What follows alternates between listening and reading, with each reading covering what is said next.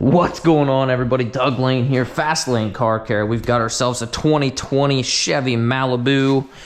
Doesn't really matter what trim model it is, but it's a Malibu. Pretty cut and dry these are.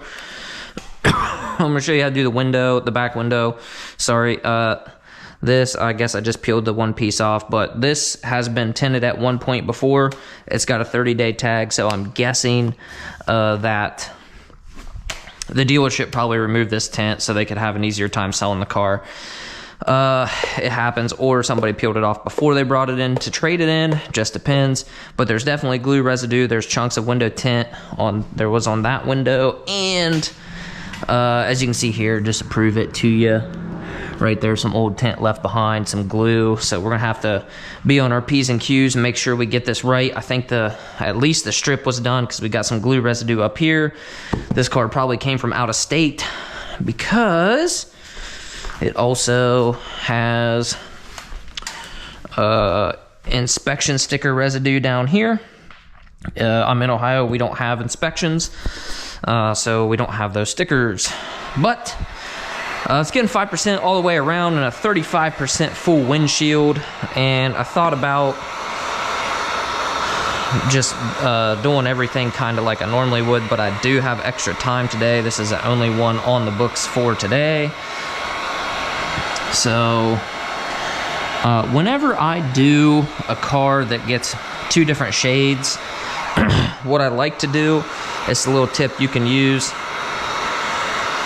I like to do all of one shade and then all of the next, like whatever it's getting. So for this car, let's just say the back half was 5 and the front 2 was 20. I would do all my 5% windows, and then I would get my 20% out. So like I would cut, shrink, do everything but install my 5% windows, and then, like I said, then I'd get my 20% out or whatever. Because, man, one time, it was actually on another Malibu, believe it or not. It was getting 5% and a 35% windshield, but I was just, just in the zone, just trucking along. And what I ended up doing, dude, is I ended up getting the entire front windshield cut out. I had it shrank, I had it cut. I was just getting ready to install it, and I was like, man, that's freaking dark. And then I went and checked, and I had grabbed 5% off of my 5% roll, and just did it, just did my windshield just in a hurry. It's only happened to me once or twice, but that's like 5 feet of film plus all the time it took to shrink it, cut it, all that stuff. And then I had to do it over because I had to do it in the right shade. I mean, you can't just run 5% on a windshield like on a daily driver. That's just insane. So, cost me money, cost me time, and it cost me money by costing me time, time wasted, so that's why I like to do that the way that I do it. I like to do all one shade, then I like to do whatever I need to do on the next shade, and then that way, like, once I put the lid on that 5% box, then I know it's, I don't need it anymore unless I make a mistake, unless I have to do something over or whatever. But if you're new starting out, it's easy to get frustrated with like do-overs or, whatever, and get frustrated. When you get frustrated, you kind of usually stop thinking straight, and that can lead to more mistakes, which usually leads to more frustration. So that's just one way that you can keep from making that silly mistake. Just do whatever you need in one shade, and then put that box away and do whatever you need in the next. Not really rocket science. So that was a really long-winded way of saying that I'm just going to do the back window for right now on this video. I was going to do the back window and the windshield, but I'm actually going to split it into two because we will have to do a lot of extra prep and make sure that our front windshield is free of all the old glue before I don't like to have film even just shrank. I don't like to have that on the window if I need to prep the inside, because, you know, it's just easier to miss. You know, you can see like there's some dust under here, right? So it's easy to, when you're in here doing your thing, be like, oh, it must be on the outside, or just not see it at all.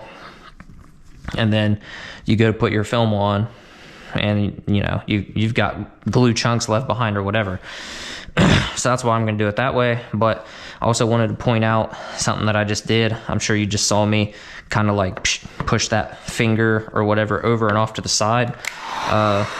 So man, it's something I see a lot of people in the Facebook groups having a difficult time shrinking some back windows and full windshields. And you know, the H pattern, everybody talks about the H pattern and all that. I'm not gonna lie to you guys, I hate the H pattern. See, I'm gonna do it right here. I hate the H pattern because I end up getting a bunch of stuff in the corners. And so I just learned this little trick right here. When you read the film, you can tell where it wants to go. You can tell where the tension's at based on the way it's curving, right? So if we just do this right here, we just got rid of all that, you know, that whole finger right there. We didn't have to shrink it. We didn't have to worry about over shrinking it, or creasing it, or melting the film. Now we can just keep on trucking right down through here.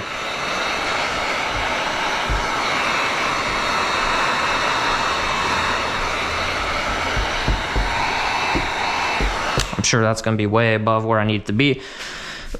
All I did is I just used dry shrink prep, which is just a freaking soap chunks in a bag. I just missed this back window, and then with my slip solution, and then I come with that dry shrink prep, wipe it on there, which gets you a lot of soap on there, and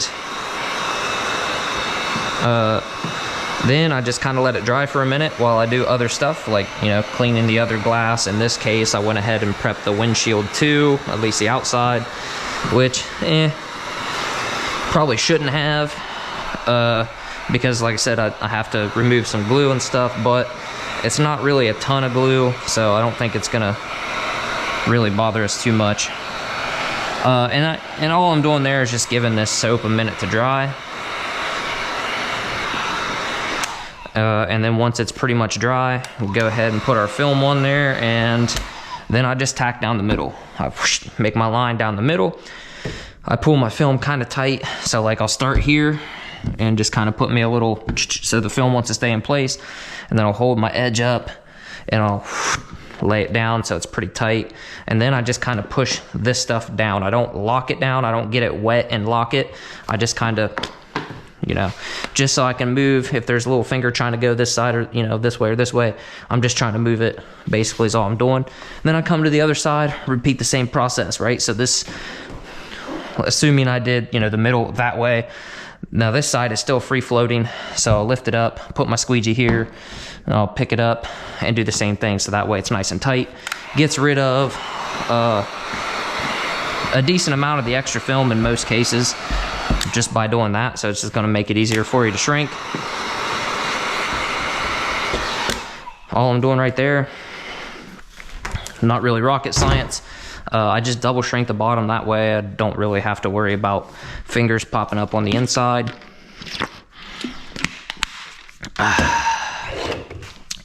But be careful, because it can still happen. So, not the end all be all.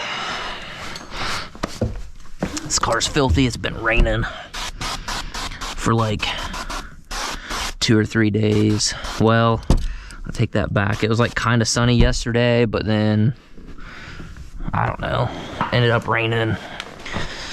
It wasn't sunny enough to dry everything out, I can tell you that much. But, you know, it's January 17th today, and believe it or not, it's freaking supposed to be like 61 degrees today, which here in Ohio is pretty ridiculous. Now, when I'm doing back windows, I don't really like crawling around in here with my pouch on. It just tends to get in my way. My corner tools tend to stab me in the stomach and all that. Not fun. So I usually just grab a few tools that I need. Yeah, it's not rocket science. Scrubby, just a steel wool scrub pad you can get in the dishes section at pretty much anywhere. Walmart, freaking Dollar General. I'm sure Family Dollar probably has them. You don't really need to spend an arm and a leg on them. Heck, I get like a box like every, I don't know, year, maybe a year and a half. Depends on how big the box is, I suppose. And you know, a lot of what I do, honestly, when I first started out, I did quite a bit of full cars, and just a handful of like front two and strips. But now, I don't know, like I just do a lot more brand new cars, and a lot more of those cars are already coming tinted. I should say SUVs, trucks, SUVs, you know, they got factory tint. So a lot of people just want to match the front two with the back windows. In that case, I don't use a scrub pad, or at least one of these steel wool scrubbies. One thing to watch out for with the steel wool is when they start getting ratty and all that, they can break down and leave little steel wool fibers behind. So just be mindful of it. I know a lot of people don't like them. They swear against them, but what I like about the steel wool scrubbies, if this is the hatchback I'd show you, man, it seems like deja vu. Pretty sure I covered the exact same subject on another white Malibu. Anyway, if this is a hatchback, you'd usually be able to see, like I can't really show you in here because of the lighting and all that stuff, but you can usually see like a thin layer of like black, like whatever, like it just doesn't look good on the defrosters. Even if it's a brand new car, a lot of times they will have like a thin layer of corrosion on them. Defroster's still going to work and everything, but the problem is your film is not going to want to stick. It causes a lot of peanuts, stuff like that. I know some people will say, oh, I've tinted for 35 years and I've never used. Well, that's great. Good for you. Don't care. This works for me. And one thing, like I've heard about the Mustangs and the Chargers, of course, and getting peanuts on the defroster lines. And it was weird to me because I'd done several Mustangs and never had an issue. And I'm like sitting here wondering, like, why are these guys complaining about these Mustangs, man? For me, they're easy money. Then I realized, you know, this is like in my first year or two of tinting. Let me tell you, in your first couple years of tinting, like after year one, you're gonna be like, oh yeah, I know some stuff. You don't know shit, honestly. There's still so much more to learn. And I'm not saying that you don't, you know what I mean? If you don't know anything, obviously you know how to put the film on the glass, but once you figure out how to get decent, right? And then if you're trying to be the best, or the best that you can be, I should say, then you're gonna start looking at, well, look at this car, like why did this happen on this car but doesn't happen on these other cars? Like, what did I do differently? How can I improve? All that kind of thing. And then you realize, like, oh man, there's so much more to learn. More importantly, you have to figure out what works for you, because what works for me, just may not work for you for whatever reason. So, always something to learn. You're always practicing. You're always trying to figure out how you can be the best, how you can be, how you can be better than you were yesterday, all that good stuff. So, I don't know, steel wool works for me. I've only had to pull a steel wool fiber out of one back window, and I do a few hundred cars a year, so by myself. Which, that means I'm doing every single back window of every single full car that I do. At one point, I did have a couple people working for me, but they really couldn't install back windows by themselves, so they'd help me out, sure, but for the most part, they just set up things, cleaned up, like on mobile jobs. They would pack up our stuff, like as we were done, unpack our stuff. So I've done a fair bit of back windows, and only had to pull a steel wool thingy-majibber out of one, so I'll take those odds, you know what I mean? And then, as a rookie tenor of 6 years, I didn't get any corner tools, because that would make sense. So, as you'll notice, I went ahead, I squeegeed the glass twice, and I did that just to kind of ensure that if I did have a little steel wool fiber or whatever, it would be gone. I don't want to go too awful crazy with the water, because I did notice there's an aftermarket subwoofer and stuff in there, and we don't want to get it soaked. But what I also noticed is I got carried away talking, and we didn't cut our tent, so now we're gonna have to do that again. But also, another reason why I squeegeed it twice is because we use a microfiber. Microfibers are not super great to clean glass with, because they do tend to leave little bits of lint behind.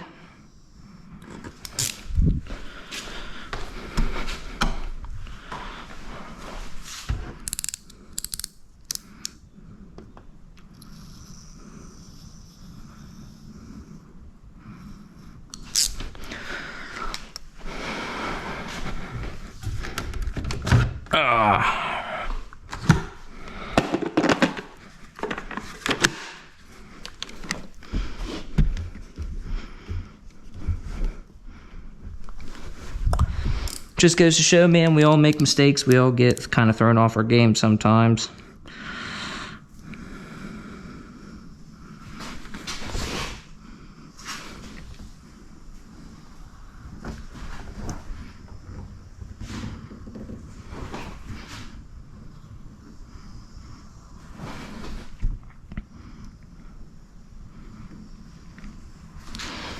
Nice thing about these is they do have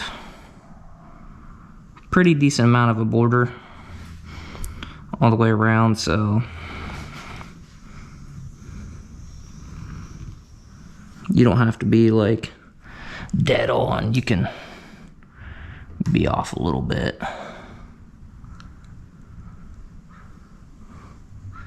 Obviously you can't be short, you're gonna have a light gap, but you can give yourself a little wiggle room. I'll tell you one thing I want to get here soon, probably on my next order, is Glass Aid. I'm sure you guys have heard of it, but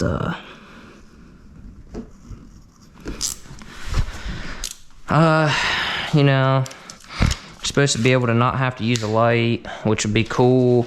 More importantly though is the protection, because I'm noticing that, dude, glass is getting softer and softer. Even these stainless blades. I did a windshield yesterday, and now you guys know, I've been doing this for 6 years. And I don't mean like, oh, I did a car here and there for 6 years. I mean, I've paid my bills with window tint for 6 years. So again, a lot of cars, a lot of experience, and so I know how much pressure to put on or not put on a window. You know, how to cut through my tent without cutting through everything. And dude, I barely, you know, just barely put enough pressure on it.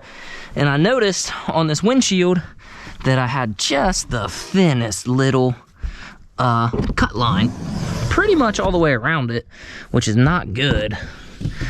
It's one of those things where no one's ever going to notice it,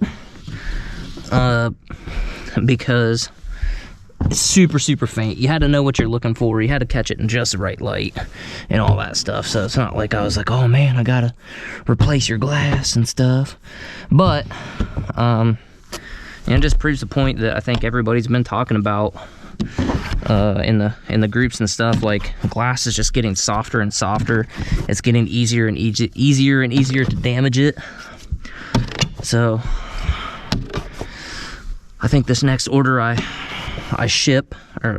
buy, I'm gonna try to get some glass aid and see what I think about that. And on one aspect, I kind of feel like, I don't want to say it's dumb, but it's, it's another step. It's another thing you have to do. And that takes time. It's another product. It's a consumable. So that's money you've got to spend. Another thing I've been playing with is just wiping off the top of my film before I pull my release liner. So that way nothing on top of the glass here ends up getting down in there. Just anything I can try to do to limit my contamination. It's really what I've been trying to focus on this year. Putting out higher quality. Also want to point out, when you get water on the inside of your glass, if everything works right, it's supposed to just drain out of the car. There's drains, so the water really shouldn't be getting in the trunk, but you never know. That's why I didn't want to go crazy with it, but joke's on me, I made a mistake, right? Thought I was ready to install, and I was not. So that's where we're at right now. Also, somebody in the comments, I can't remember who it was, sorry, somebody commented and was like, "Are you right-handed?" I was like, "Yep." And they're like, "Well, you ought to try to roll the opposite way." Basically, I've always just went from the driver's side to the passenger side. And they're like, "You should try going from the driver's side, or the passenger side to the driver's side." And I was like, I don't know, maybe that'll work. So, we've been trying it. First couple times, I wasn't super impressed with it. Here recently though, I've been doing two things with my reverse rolls. I've been rolling up more of the film, so I have more control over it when I get in the car. I'll show you what that looks like. So I'm gonna leave about this much. So, if you watch my old videos, you'll see I pretty much just rolled this out on the deck lid and then just kind of stuck it on there. Now I'm trying to do something a little bit different. We don't want our release liner to touch the glass because remember that's the it can get on the glass and all that, not good. So what we want to do is try to get enough film on there where it's going to kind of hold itself, so we can get this rotated. Hey now, like how I've done this successfully a handful of times, well, not on video, then I got to do a video about it and it just totally backfires on me. But you get the idea. I mainly want to get this side started. I'm not worried about going all the way to the top. I'm mainly worried about getting it kind of low, like where it needs to go. So that way, now I can roll this across. I don't really want to touch the deck lid down there, so pick that up. I really just want to kind of get the bottom on the glass. Mainly my goal here, to maybe about the halfway point. And see how I'm trying to tuck. It's trying to tuck right there, in behind the trim. Get out of here. And I'll get this corner on here without doing exactly what I just did. Too much tension, so it wanted to roll up on itself. Well, talking about trying to get clean installs, I don't know about this one.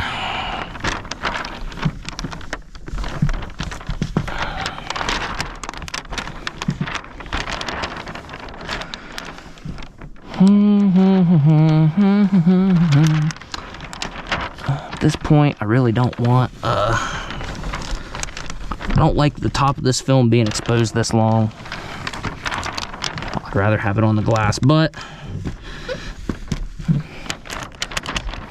I think more importantly, just trying to get everything where it needs to go. Because see, we don't want to touch the headliner. So we need to go down a bit more. Hey, get back here.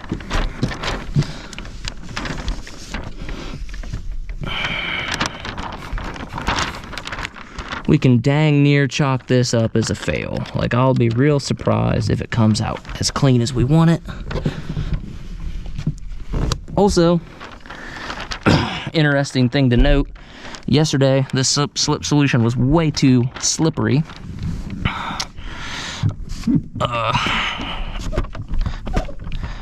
Now today, it's tacking up pretty quick. So, it's just crazy. You know, a lot of people don't think that temperature matters, but temperature plays a really big role on what your film does and what your slip does and all that stuff. So we can see we got just a slight little gap right there. Just kind of push that out. We don't want any big fingers. I think we're gonna be okay right there. Start pushing. Wouldn't mind bringing this just a smidge, but all right. Sheesh. Took way too long, and now I'm definitely out of breath. I've been using the big orange crush for the back windows. I just like that, you know, it just seems to cover a lot of area. You do need to be kind of careful, because you can push too much, you know what I mean, hit a dry spot and get yourself a little crease, but generally the way I run my slip solution, I don't really have that problem too often. It's generally pretty slippery. Unless it's just unexpectedly, you know, 20 degrees warmer outside like it is today. But, so now we got a little issue down here. We just want to kind of tuck that in there with that.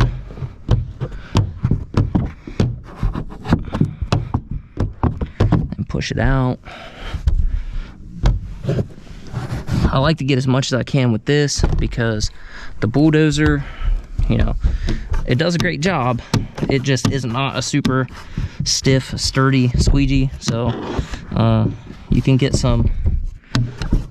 quite a bit of moisture left behind, which is it's just going to cause some streaks. Like if you look at it, it'll look kind of bubbly, and you'll have people sometimes, even though you tell them, hey, it's going to take, you know, this amount of time, whatever, inevitably you get some people that are like 3 days later, especially like right now when it's cold, they're like, hey, I got some bubbles in my window, will they go away?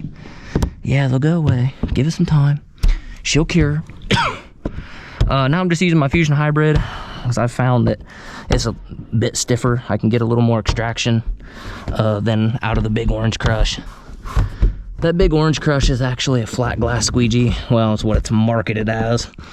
You can obviously use it for whatever you want. I like using it for windshields and you know, back glasses, respectively. Give her another go around with the bulldozer. Just be careful when you get down here to the bottom in that corner. It doesn't put so much pressure on your bulldozer that when you come up, it drags the film up with it. So like I usually kind of let it up, let it do that, and then it's not gonna, you know what I mean, it's not gonna try to drag your film up. But on really tight back windows, you gotta really watch because it will do that. So clean this up real quick. Just give it a kind of wipe down. Just kind of gently go across the top. We want to basically just soak up any residual moisture so it doesn't try to suck back down into our film. I see we got one little finger on the side popping up right there. So normally I wouldn't even touch it right now.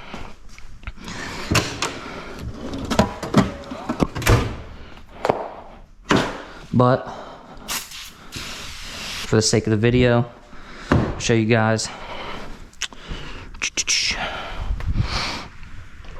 Reason I wouldn't touch it is because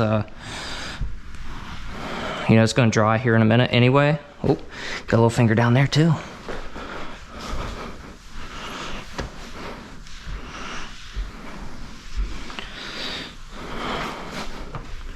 And I wouldn't touch it, let it dry on its own, and then like when I'm all done, I come back through and touch up anything that needs touched up.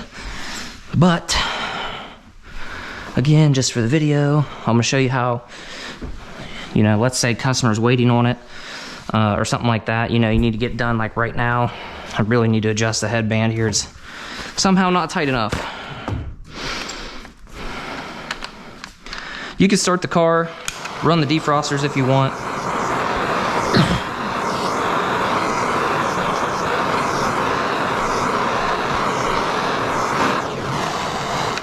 Well, might as well hit this too.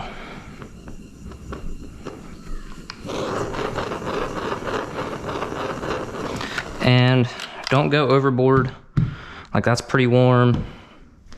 That's really not warm at all. But the weird thing about the torch is it gets the inside of the glass hotter faster than the outside.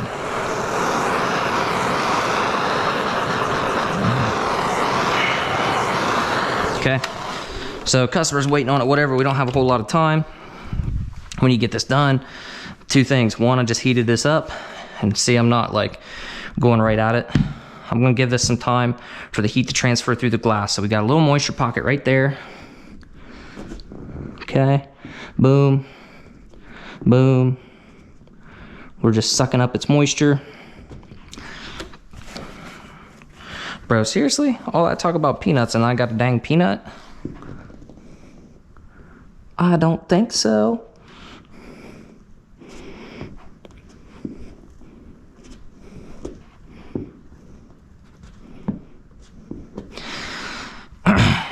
For real? Okay. It's probably called karma. The glass on the inside isn't even warm. Mainly we're just using shop towel to suck up any moisture that's in there. Like I said, you could fire up the car, turn on the defrosters, and achieve exactly what we're doing.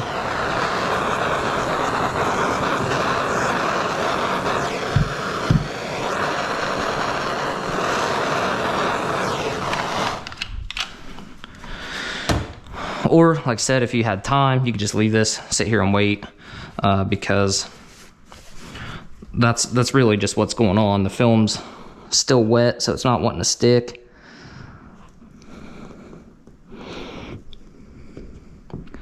But just a little bit of heat, let that heat do its thing.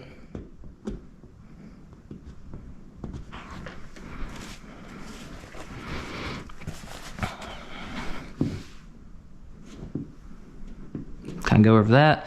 Now we're gonna hit this little finger down here, and we'll just use the bulldozer.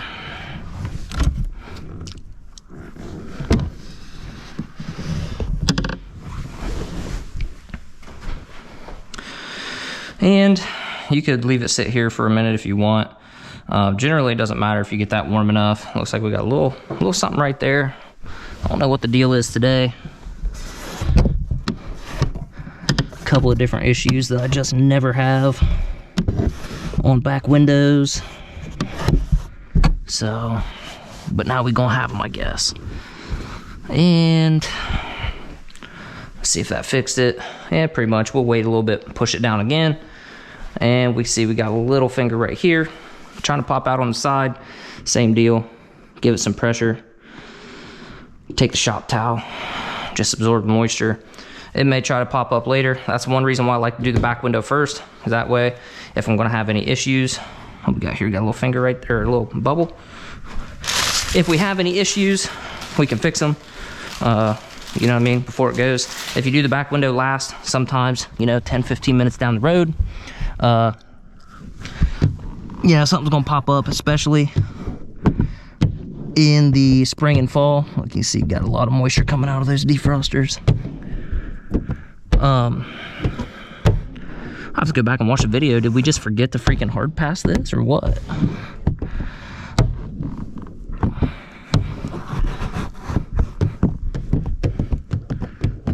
So Want to be real careful up here because we just heated the sides up, so that can lock stuff down. We can end up getting glue streaks and stuff like that, so we want to be, like I said, want to be real careful. But we're just going to squeeze out as much extra moisture as we can.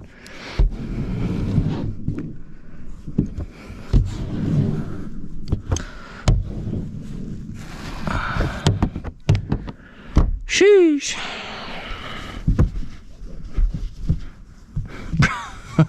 There's one little peanut.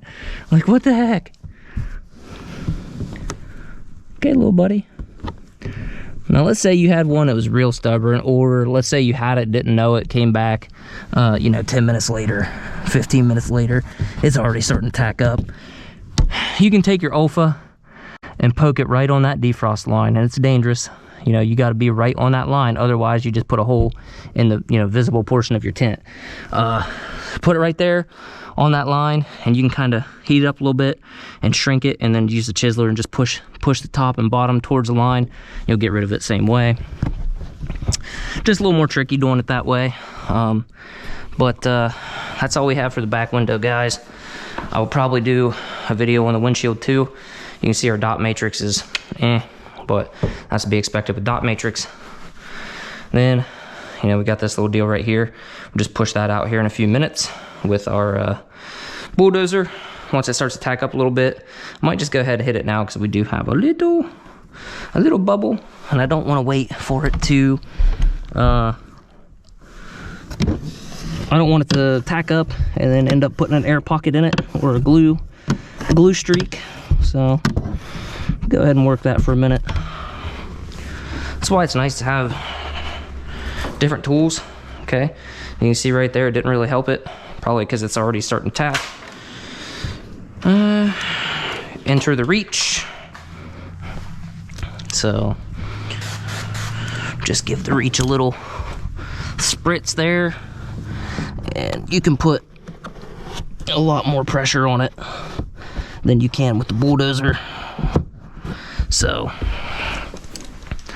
bada bing bada boom, pretty much done. We got that, just that little nub right there on the defrost line, or on the dot matrix, and that's pretty much all there is to it. Like I said, give it a few more minutes, or we can heat up again and just push that last little bit out just so it looks more consistent. But yeah, like I said, that's why I like to do the back window first.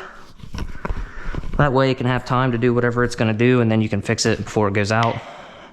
Also, like I said, about 5 times. Normally I wouldn't even mess with doing the touch-ups on this. I'd just go ahead and do the rest of the car and be done with it. So that's all I got for now, guys. Thanks for watching.